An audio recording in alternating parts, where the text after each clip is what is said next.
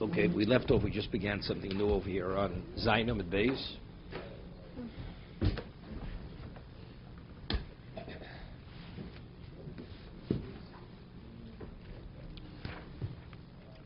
Okay, it's the last third of the page. Okay, Tonachado. We learned in one Braiso, Hamevi get bisfino. Person brings a get in a boat. The boat itself is in one of the rivers of Eretz Yisrael.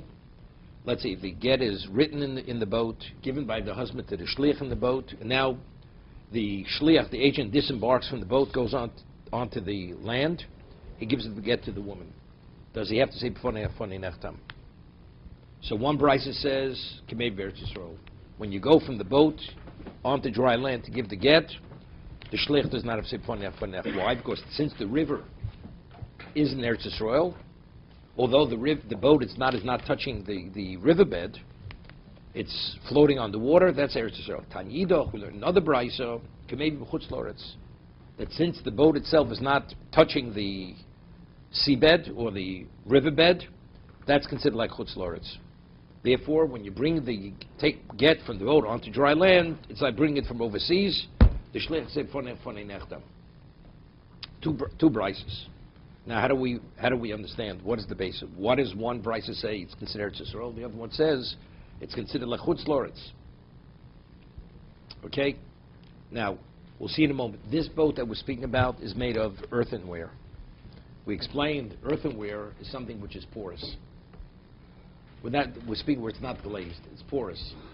Anything that's porous. Let's say you have a flower pot, and it's suspended. It's on stilts, and it's suspended above earth, and you have something growing in that pot. Even though there's no hole in the pot, it's considered as if the nourishment is going through the air and through the pot, and therefore on Shabbos, if you should actually pick something growing in that pot, you're in violation of reaping. It's as if you're reaping on Shabbos. But let's say you have a pot made of wood, a wooden pot, and it's not perforated on the bottom, right? And you cut something in the pot, it's only osum d'Rabbanan. On a Torah level, you do not violate the law of reaping. If it's made of earthenware pottery, it's a pottery, you're in violation. Why? Because we say pottery, because it's porous, it absorbs the nourishment, goes through the air.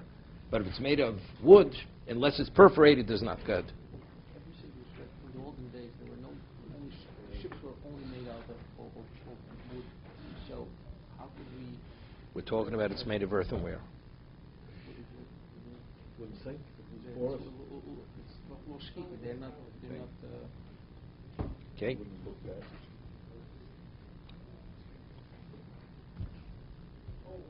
You know what? It's called the kasha for Maisa. You know what that means? You want to know something? We're not talking about a ship. We're talking about, let's say it's a small boat. You take pottery and you put it in the kiln. Even though it's not glazed, it solidifies it very strongly. Very strongly. It's not like, you have clay and you spin it on the wheel and you dry it in the sun. That pot is really very, you soak that, let it sit in water long enough, it's going to dissolve. But something that's put in the kiln is considered, it becomes harder stone. It's a whole different process. So it's that kind of boat. We're not talking about a boat that goes on the high seas. This is a boat in Eretz Yisrael. How long did they keep it in the water? I don't know. Okay? So we have two brises. One brisa says that it's like you actually brought the get from one location to another in Eretz Yisrael. The other one says it's K'mei b'midas hayam. Amar Reb Yirmi lo kasha. Now how do you reconcile the two brises? Ha Reb Yehuda ha Rabbanan. One is going like Reb Yehuda, one is going like the Chacham Ditnan. Ofel chutz loretz. You take earth from outside of Eretz Yisrael, habo b'shvino loretz, and you put it in the boat, and now you have this pile of earth on the floor of the boat. We're talking about an earthen boat. Okay? And you plant something in this pile of earth, and it grows in the boat, and the boat itself is floating in a river in Eretz Yisrael. But the earth is from another one. The earth is from outside of Eretz Yisrael. Outside of Eretz Yisrael. The earth is from outside. but you have a pile of this earth on the floor of a boat, and the boat itself is floating on the water in a river in Eretz Yisrael. So the riverbed, so what's separating between the riverbed and the boat? The water. We'll see in a moment. Chai b'maisa b'shviyus.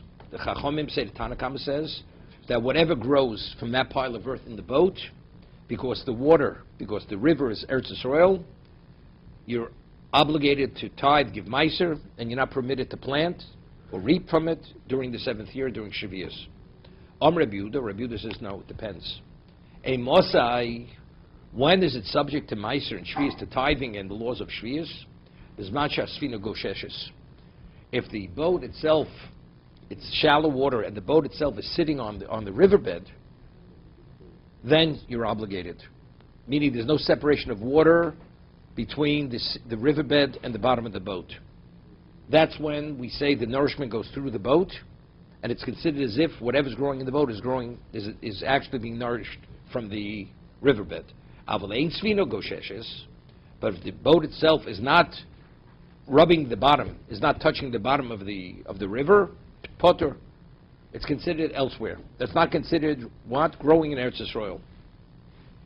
But they're speaking specifically, the earth itself is earth from Chutz La'aretz. Now it's interesting. I mean, if the whole idea is, what about take earth from Eretz Yisrael and I use it in Texas? You're going to tell me that earth, yeah, if what grows from that earth is, you're obligated to mice and shvius? Definitely not. So again, what do we have to speak specifically? Earth that was taken from Chutz La'aretz. Earth, wherever the earth is from. If it's nourished through the boat, through the water, even though there's a separation of the water between the riverbed and the boat, so then what? It's not. And if it is, it is. What do we have to speak specifically of a Chutz La'aretz? That the earth was taken from Chutz La'aretz. It's irrelevant where the earth came from. If it's nourished, it's nourished. It's not nourished, it's not nourished. Right? So what are you saying?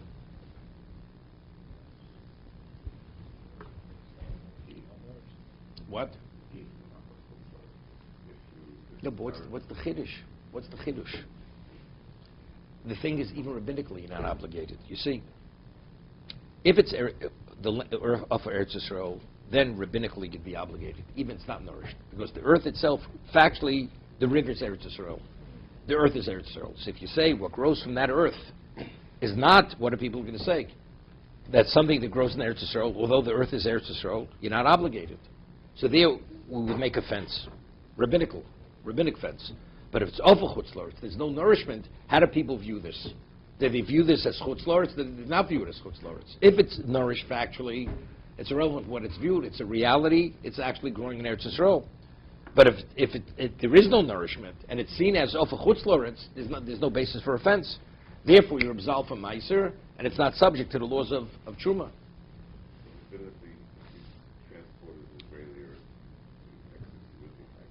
No, because there's not even a consideration. There's not a consideration. So new coinage, Israeli earth, okay? So Tosas asks a phenomenal question over here. Phenomenal question. We're saying that because it doesn't nourish from the ground, right? We'll see in a minute. Some more answers. One's Rabbi Yehuda, one's going like the Chachamim. That if the Sfinis go sheshes, that's when you are, otherwise not. We'll see in a moment. Do the sea have the same halacha as the river? Same thing. Sea would be the same. Because along the clear, plain water, I can understand the nutrients, but maybe salt water. No. The nutrients are not in the water. See, in hydroponics, like they have where they raise fish in pools. There they put the antibiotics and all the nourishment in the water. Here we're talking about actually what grows. It's growing directly from the riverbed. As you have a pot on stilts, we say that what's it called? Photosynthesis goes through the air. It's drawn. It draws it. It goes through the air. Same thing. It's drawn through the water. But where's it drawn from? It's drawn from the riverbed. That's where it's drawn from. It's not in the water. It's only filtered through the water. So it does make difference if it's salt water or fresh water. Well, that's my question, because salt water is different. Maybe yes, maybe no. We'll see in a moment.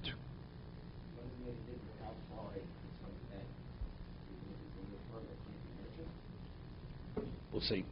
They're arguing, does it have to actually sit on the riverbed, or even if there's a separation of water, it still filters through the riverbed, through the water. That's the discussion over here. What about the riverbed?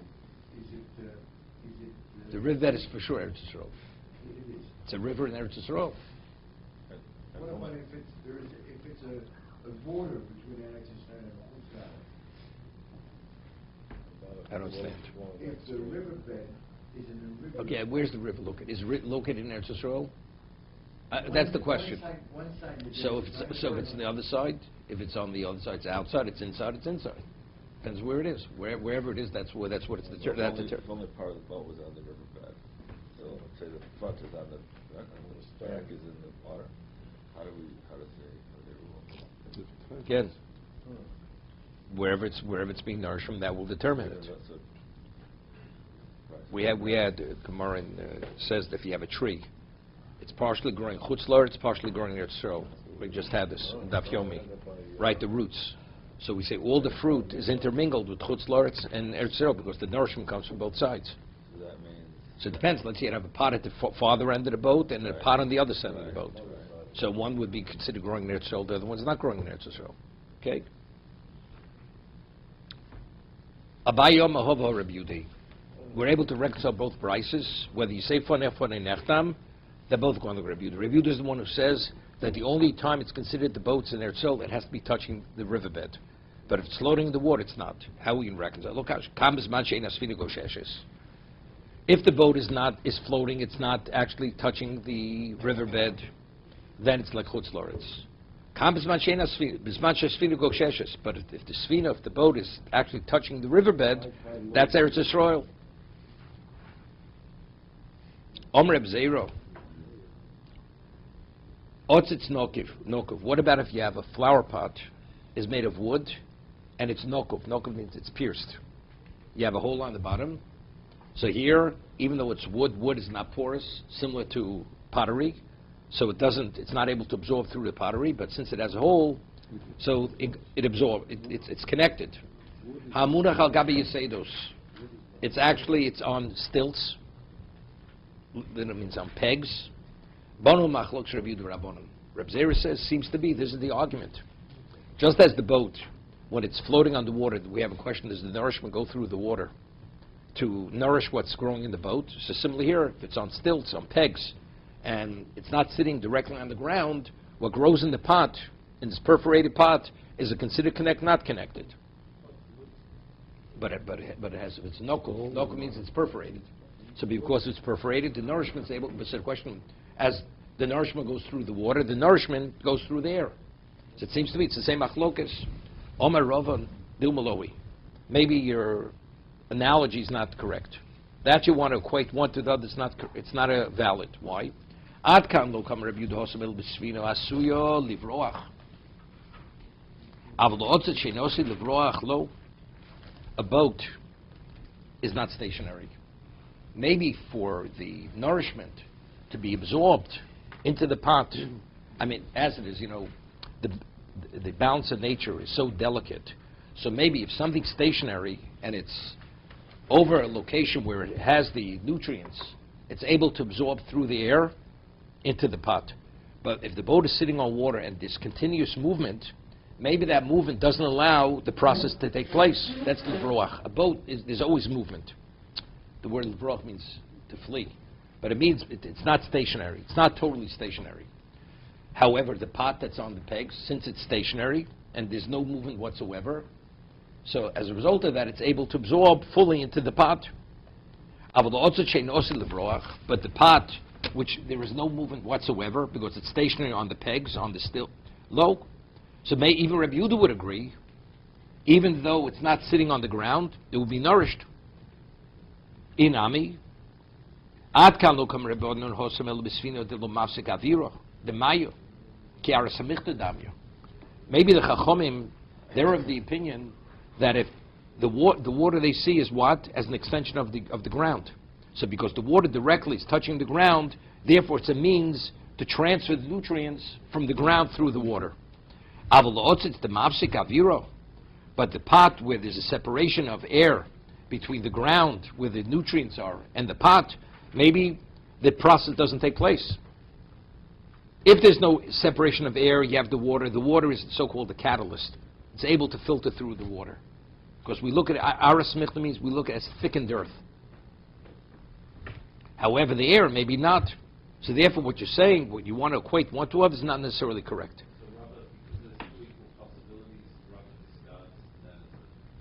I mean, lahalocha, we ruled, the Gemara says in Shabbos, that if you have an otzitz nokuf, everybody agrees that if you pick what's growing in that pot, it's in this doraisa. Otzitz nokuf, where it's on stilts, even though there's a separation between the ground and the pot, you're a violation. Because that's kotzer. Because since the photosynthesis process is taking place, it's as if it's actually growing from the ground itself. Okay? So no matter what kind of plant you have growing anywhere, it could be hanging. They have these plants that grow. You hang it on something. Tomato plants upside down. They're not even near the ground. So well, it depends. Is the concrete underneath? If there's concrete, you're not in violation on the Torah level, rabbinical. But if they're hanging upside down, but the roots are in earth. yeah, of course the roots are. No, so that's the question. That's the question. If earth is not attached to the ground, it's only strabona. That's considered unconventional growing. When the Torah says conventional planting means in the earth, in the ground itself. If it's separated from the ground, although it's in a pot, and you may have endless amounts of earth, that's drabona. That's called klachayad, the Gemara says in Shabbos. But the question is, if you have a hole in the pot, and the nutrients go through the air and attaches it, that everybody agrees that's an isidorisa. That's considered attached. It's growing from the ground itself. Okay?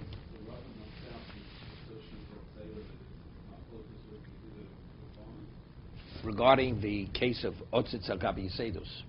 No, he's not knocking that out.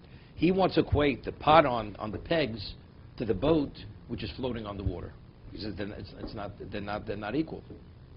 There's a difference. On both sides, it's different. So really the issue is, does the water have the same nutrient value as earth? No. That's not the argument. No. I know, but isn't that... The nutrients are not in the water. The nutrients, there's the water, we see it as part of the ground. Yeah. And therefore that's the reason why it could filter through the water more easily. Correct. Or do we say no? Right. Or do we say maybe it's even worse? Because when you have something on water, there's movement continuously. That movement disrupts the flow of nutrients, and therefore it's not nourished from the ground. So therefore what grows in the pot or in the boat is independent of the riverbed. Okay, therefore you will not be in violation. Those is a phenomenal question. The Gemara over here is equating that it says if you bring a get from the boat onto dry land, it's like bringing it from Chutz La'aretz. Okay?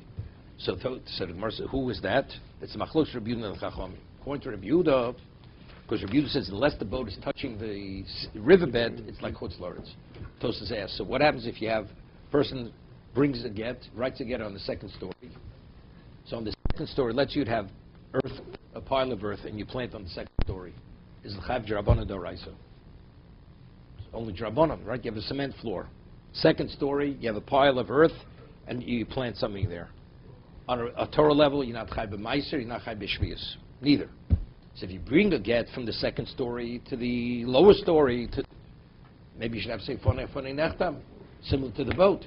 As Rabbi Yehuda is saying that the earth that's growing in the boat, because there's no attachment to the riverbed. You see, this Chutz La'aretz, although the river is Eretz Yisrael, so similarly, we should say if a person writes a get on the second story and Eretz Yisrael brings it to the ground floor, he should have Sifonei Nechtam, because you bring from a location that you're not obligated in Meiser to a location that you are obligated in Meiser. Still the ground. It's in Eretz. It's on the building. So over here, the boat is the river is Eretz Yisrael here. We're talking it's the river. And Rabbi Yehuda holds that it is Eretz Yisrael. It is Eretz Yisrael. The river is Eretz Yisrael. I didn't get the question. Story about no one will ever consider that the And the boat, the river's a river in Eretz Yisrael. It's the same. It's a river. No. So when it comes in, You know, could I ask you a question? When you're in Eretz Yisrael, you're in Eretz Yisrael, but you could be somewhere else also. yeah. But when you're in Eretz Yisrael, you're in Eretz Yisrael. So the same thing with the boat. The boat factually is the river Eretz Yisrael. So let the boat be. It's elevated. So because it's elevated, so what do you say? What about if you suspend the pot on the second story? Right? Definitely midrabanan. So if you write a get on the second story, it's what you're gonna have to say funny enough. That's Tosa's question. Take a look at third Tosa's on the page. Horeb Yudah Rabbanan Avgad Karkos Hamayim Havi Eretz Yisrael. He says although Reb Yudah agrees that the riverbed of the river is Eretz Yisrael, Gora Hocho Mimuvlas Leil. Still worse. We had a case before. It's a machlokas that if you have the boundary line where it juts out on two sides, and you have something in the U, which is chutz la'aretz, but because it's absorbed within the boundary line, I see that as Eretz Yisrael. V'mtoma ma'ayin get etzel meiser. What kind of comparison is this? How do we equate get to meiser? Oto maybe get ba'aliyah Eretz Yisrael. Person brings a get from the second story in the structure in Eretz Yisrael. Yichoshev maybe b'chutz la'aretz mishum de'ofer abom shom the chutz la'aretz potter b'meiser. Because if you have earth in that location, same case like the boat, and you would plant in that earth, since you put them in a meiser, so therefore we can say, if that's the case, it should be classified as chutz la'aretz. So if you bring a get from the second story to the lower story, you should be what? You should have to say fonei nechtam. What's the significance of the earth Eretz Yisrael? Is it gets nutrient from it, or that the coal will travel, they'll know back and forth about the aging of Chasima? Again, earth that grows on the second story in Eretz Yisrael, rabbinically, you'd be obligated. Because again, it's not attached to the ground. But because it's the earth of Eretz Yisrael, we treat it like Eretz Yisrael, rabbinically. If it's upper chutz la'aretz, it's some chutz la'aretz, and there's no attachment to the ground, we still treat it as upper chutz la'aretz. Therefore, you're not obligated. This is all rabbinical, on a rabbinical level. Go ahead. Can we just differentiate? The river is a different rishus.